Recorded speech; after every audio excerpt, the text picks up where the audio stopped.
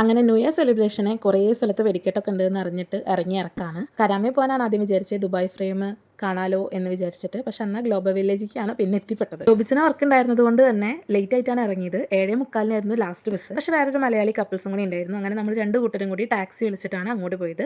തിരിച്ചും കൂടെ 4 മണി 5 മണി പുലർച്ചെ 4 മണി 5 മണി വരെ ബസ് ഉണ്ടെന്നും അറിയാൻ പറ്റി. അങ്ങനെ അവിടെ എത്തിച്ചായിരുന്നു. ചെന്ന വഴിക്ക് തായ്ലാൻഡിന്റെ ന്യൂ ഇയറിന്റെ ടൈം ആയിട്ടുണ്ടായിരുന്നു. അപ്പോൾ വെടിക്കെട്ട് ഡ്രോൺ ഷോ ഉണ്ടായിരുന്നു, അത് കാണാൻ പറ്റി.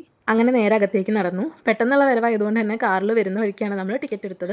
ഇടദിവസമാണെങ്കിൽ 25 ദിർഹംസേ ഉള്ളൂ. പക്ഷേ ഇന്ന് ഹോളിഡേയുടെ തലേദിവസമാണല്ലോ, അപ്പോൾ അതിൽ തന്നെ എഴുതിയിട്ടുണ്ടായിരുന്നു 31-ാം തീയതി വൈകിട്ടോ അല്ലെങ്കിൽ 1-ാം തീയതിയോ വരികയാണെങ്കിൽ എനി ഡേ ടിക്കറ്റ് എടുക്കണമെന്ന്. എനി ഡേ ടിക്കറ്റ് വരുന്നത് 30 ദിർഹംസ് ആണ്. അതാണെങ്കിൽ വീക്ക് ഡേയ്സ് ആണെങ്കിലും വീക്കെൻഡ്സ് ആണെങ്കിലും ഹോളിഡേയ്സ് ആണെങ്കിലും എന്ന് വേണമെങ്കിൽ നമുക്ക് കയറാൻ പറ്റും. അപ്പോൾ വരുന്നതിന് മുൻപ് തന്നെ ടിക്കറ്റ് എടുത്തതുകൊണ്ട് വലിയ തിരക്കൊന്നുമില്ലാതെ അകത്ത് കയറാൻ പറ്റി. പിന്നെ കൂടെ ഉണ്ടായിരുന്ന കപ്പിൾസ് ഫസ്റ്റ് ടൈം ആണ് വരുന്നത്. അപ്പോൾ അവർക്ക് കാണിച്ചു കൊടുക്കാൻ വേണ്ടിയിട്ട് ആദ്യം ഫ്ലോട്ടിംഗ് മാർക്കറ്റിലാണ് ചെന്നത്. അവിടെ നിന്ന് അവർ ഫുഡും കാര്യങ്ങളൊക്കെ കഴിക്കാനായിട്ട് നിന്നു.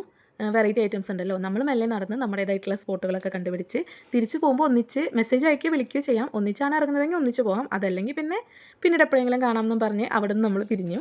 ഡെക്കറേഷൻസ് ഒക്കെ നല്ലോണം ചെയ്തിട്ടുണ്ടായിരുന്നു കേട്ടോ. ആ ഒരു ഏരിയ കഴിഞ്ഞ് നമ്മൾ ഫുഡിൻ്റെ ഏരിയയിലേക്ക് പോയി. അങ്ങനെ നമ്മൾ ഇൻസ്റ്റാഗ്രാമിലും യൂട്യൂബ് ഷോർട്സ് ഒക്കെ ആയിട്ട് കണ്ടിട്ടുള്ള ബ്രിസ്ക്കറ്റ് കഴിക്കാനായിട്ടാണ് വന്നിരിക്കുന്നത്. ഗ്ലോബൽ വില്ലേജിൽ ഇന്നലെ ന്യൂ ഇയർ സെലിബ്രേഷന് പോയപ്പോൾ കണ്ടതാണ്.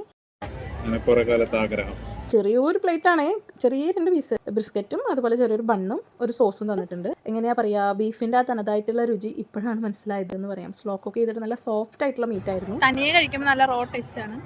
ഇവരെന്നെ ഒരു ചട്നി തന്നിട്ടുണ്ട്, അതിലും എനിക്ക് കഴിക്കുമ്പോൾ എരിവും പുളിയൊക്കെ ഉണ്ട്. പക്ഷെ ബീഫിന്റെ ശരിക്കുള്ള ടേസ്റ്റ് എന്താണ് ഇങ്ങനെ കുക്ക് ചെയ്ത് നോക്കി കഴിക്കേണ്ടതെന്ന് വരും. കഴിക്കാൻ കൊള്ളായിക്കൊന്നുമില്ല കേട്ടോ. നല്ല നെയ്യും ബീഫിൻ്റെ ആ റോ ടേസ്റ്റ് ഒക്കെ ആയിട്ട് വേറെ ഒരു മസാലാസും ഇല്ല. കുറേ നേരം കുക്ക് ചെയ്തിട്ട് സ്ലോ കുക്ക് ചെയ്തിട്ടുള്ളതാണ്. കൊള്ളാം. അത് കഴിഞ്ഞിട്ട് പിന്നെ നമ്മൾ കഴിച്ചിട്ടുണ്ടായിരുന്നത് തന്തൂരി റാപ്പാണ്. ബീഫും ചിക്കനൊക്കെ ഉണ്ട്. നമ്മൾ ഓർഡർ ചെയ്തിട്ടുള്ളത് ബീഫ് തന്തൂരി റാപ്പാണ്.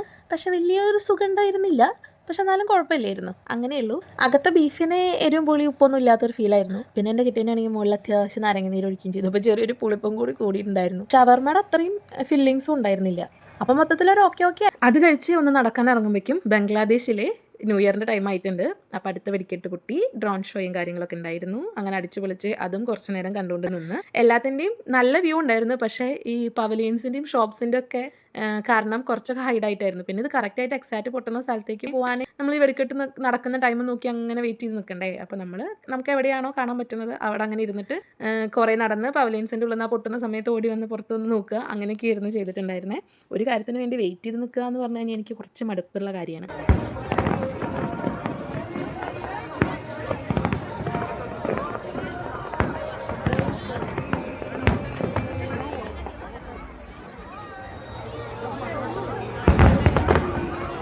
പിന്നീട് നമ്മൾ കഴിച്ചിട്ടുണ്ടായിരുന്നത് ചുറോസാണ്. നല്ല ചോക്ലേറ്റ് ഡിപ്പും അതുപോലെ തന്നെ പിസ്താഷ്യോ ഡിപ്പൊക്കെ ആയിട്ടുള്ള ഒരു ഐറ്റമാണ്.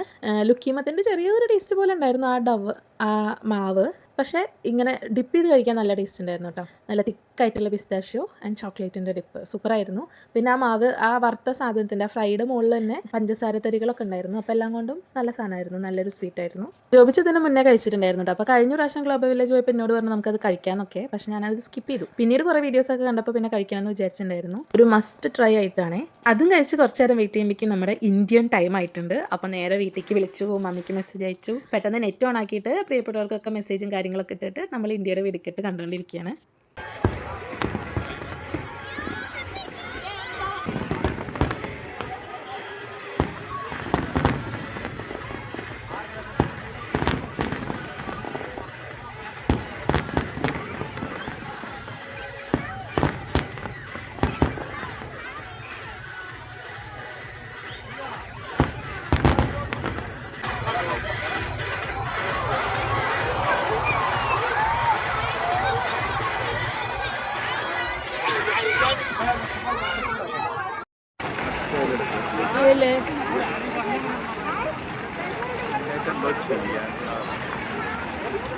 എല്ലാ വട്ടം ഗ്ലോബൽ വില്ലേജിലേക്ക് വന്നിട്ടുണ്ടെങ്കിലും ഈ വർഷം തന്നെ ഈ സീസണിൽ തന്നെ 2 വട്ടമായി വരുന്നതെങ്കിലും ഈ ഒരു ഏരിയയ്ക്ക് നമ്മൾ തീരെ നടന്നെത്തിയിട്ടുണ്ടായിരുന്നില്ല കേട്ടോ. അടുത്ത വെടിക്കെട്ടിൻ്റെ ടൈമായേ.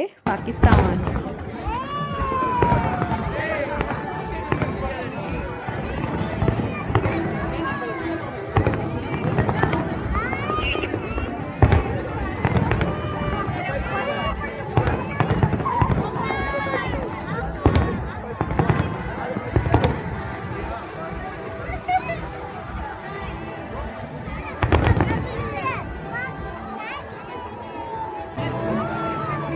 എല്ലാ വെടിക്കെട്ടിൻ്റെ കൂടെയും ഡ്രോൺ ഷോയും അതിൻ്റെ ലാസ്റ്റ് ആ നാട്ടിലെ എന്തെങ്കിലും ഒരു പ്രധാനപ്പെട്ട കാര്യം അങ്ങനെയാണെന്ന് തോന്നുന്നു തീം സെറ്റ് ചെയ്തിട്ടുള്ളത്. നമ്മുടെ ഇന്ത്യയുടെ ടൈമിൽ നമുക്ക് മയിലിനെയായിരുന്നു കാണിച്ചിട്ടുണ്ടായിരുന്നത്. അതേപോലെ തന്നെ ഓരോ കൺട്രിയുടെ ഒപ്പം ഐറ്റംസിൻ്റെ ഫോട്ടോസ് ഇമേജസ് ഡ്രോൺ വെച്ചിട്ട് കാണിക്കുന്നുണ്ടായിരുന്നു. പറഞ്ഞ പോലെ ഈ ഒരു സൈഡിലേക്ക് നമ്മൾ ആദ്യമായിട്ടാണ് വരുന്നത് കേട്ടോ. കൾച്ചറൽ ഗേറ്റും അതുപോലെ തന്നെ ഹാപ്പി എക്സിറ്റും ആ 2 ഗേറ്റും നമ്മൾ ആദ്യമായിട്ടായിരുന്നു കണ്ടത്. അവിടെ ഒരുപാട് ഷോപ്പും കാര്യങ്ങളൊക്കെ ഉണ്ടായിരുന്നു, ഒരുപാട് ഫുഡും സൂപ്പർ മാർക്കറ്റ് വരെ ഉണ്ടായിരുന്നു. അതൊക്കെ നമ്മൾ ആദ്യമായിട്ടായിരുന്നു കണ്ടത്. പിന്നെ ജോബിച്ചൻ കുറേ ആയിട്ട് പോകണമെന്ന് വിചാരിച്ച വീഡിയോസിലൊക്കെ കണ്ടിട്ടുള്ള ഒരു കാർ റേസിങ്ങും ബൈക്ക് റേസിങ്ങും ഒക്കെ ഉള്ള ഒരു സ്ഥലത്തേക്ക് എത്തി. ഫാസ്റ്റ് ലൈവ് എന്നാണ് അതിൻ്റെ പേര്. അപ്പോൾ നമ്മൾ 20 dirhams കൊടുത്തിട്ട് അവിടെ ടിക്കറ്റ് എടുത്തു. 2 പേർക്ക് 40 dirhamത്തിന് നമ്മൾ ഉള്ളിലേക്ക് കയറാൻ പോവാണ്. 11:15 ലാസ്റ്റ് ഷോ. അതുകൊണ്ട് തന്നെ ഭാഗ്യത്തിനാണ് നമ്മൾ അവിടെ എത്തിയതെന്ന് പറയാം. നമ്മളിത് കണ്ടത് തന്നെ ആദ്യമായിട്ടാണ് താനും. അവിടെ വെച്ചിട്ടുള്ള ഈ കാറിൻ്റെ ടയറിൻ്റെ അത്ര കേട്ടോ ഞാനുള്ളൂ. ഞാൻ വരെ ആ ടയറിൻ്റെ അത്രയും ഹൈറ്റ് ഉണ്ടാവുള്ളൂ. അത്രയും വെയിറ്റ്, അത്രയും ഉയരമുള്ള അത്രയും വലിയ കാറാണ്. പിന്നെ ഒരു കാറിന് തല കീഴായിട്ട് ഇട്ടിട്ടുണ്ട്. പിന്നെ മറ്റു പീരങ്കിയൊക്കെ ഇല്ലേ, നമ്മൾ പണ്ട് ആർമിയുടെ വെഹിക്കിൾസ് ഒക്കെ ഉള്ള കാലത്ത് എനിക്കുണ്ടായിരുന്നു ഈ പീരങ്കി പോലത്തെ സാധനമൊക്കെ. അപ്പോൾ അതൊക്കെ നല്ല മെമ്മറീസ് ഉണ്ടാക്കിയിട്ടോ. ആ 3 വെഹിക്കിൾസും കണ്ടപ്പോൾ ഒരു സന്തോഷമായി. പിന്നെ പൊതുവേ കാറ് ഭ്രാന്തനായ എൻ്റെ കെട്ടിയവൻ്റെ സന്തോഷത്തിനെ കുറിച്ച് ഞാൻ പറയണ്ടല്ലോ. അവിടെ പാട്ടൊക്കെ കേട്ട് എൻജോയ് ചെയ്തിരിക്കുകയാണ് പരിപാടി തുടങ്ങാൻ വേണ്ടിയിട്ട്. ആദ്യം ഒരു ഡിജെയും കാര്യങ്ങളൊക്കെ ഉണ്ടായിരുന്നു കേട്ടോ. ഈ കൾച്ചറൽ ഗേറ്റിൻ്റെയോ ഹാപ്പിനെസ് ഗേറ്റിൻ്റെയോ സൈഡിലായിട്ടാണ് ഹൊററിൻ്റെ ഇപ്രാവശ്യം എന്തോ ഡ്രാഗൻ്റെ ആയിരുന്നു കഥ എന്ന് തോന്നുന്നു. ആ ഒരു ഏരിയയിലേക്ക് എത്തി. 50 dirhamsോ 40 dirhams ആയിരുന്നു അതിനൊരാൾക്ക് ടിക്കറ്റ് റേറ്റ് വരുന്നത്.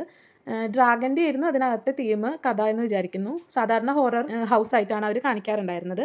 ഇനി അത് വേറെ എവിടെയെങ്കിലും ഉണ്ടായിരുന്നോ എന്ന് ചോദിച്ചാൽ അറിയില്ല കേട്ടോ. നമ്മൾ കണ്ടതൊരു ഡ്രാഗൻ്റെ തീമിലെ അങ്ങനെ ഒരു സ്ഥലത്തേക്ക് തീയും പുകയൊക്കെ ആയിട്ടുള്ള സ്ഥലത്തേക്ക് എത്തുന്ന ഒരു തീമാണ്. പെർ ടിക്കറ്റ് 40 dirhams ആണ് വരുന്നത്. നമ്മൾ ഇത് കുറേ ആയിട്ട് പ്ലാൻ ചെയ്യുന്നത് കാരണം നമ്മൾ 20 dirhamത്തിൻ്റെ ഈ കാറിൻ്റെയും ബൈക്കിൻ്റെയും റേസിലാണ് കയറിയിട്ടുണ്ടായിരുന്നത്. അപ്പോൾ ഇത് ഇത്ര നേരം ആ ബൈക്കിൻ്റെ മുകളിൽ സാഹസങ്ങളൊക്കെ നടത്തിയിട്ടുള്ളത് ഒരു ലേഡിയാണെന്ന് അറിഞ്ഞപ്പോൾ എക്സ്ട്രാ കുറച്ച് സന്തോഷം വന്നു കേട്ടോ. ഫെമിനിസ്റ്റ് ഉണർന്നതല്ല, പൊതുവേ ലേഡീസൊക്കെ ഇങ്ങനത്തെ കാര്യത്തിൽ ഇറങ്ങുന്നത് എനിക്ക് ഭയങ്കര ഇൻട്രസ്റ്റ് ഉള്ള കാര്യമാണ്. അപ്പോൾ മൂപ്പരാൾ വന്ന് ഫസ്റ്റ് ഒരു DJ സെക്ഷനാണ് തുടങ്ങിയിട്ടുള്ളത്. It's night with all of you, ready to light up at Dubai Global Village. In just a few, over at Central Plaza, it's going down. The battle on cool, fast live, the pace moving.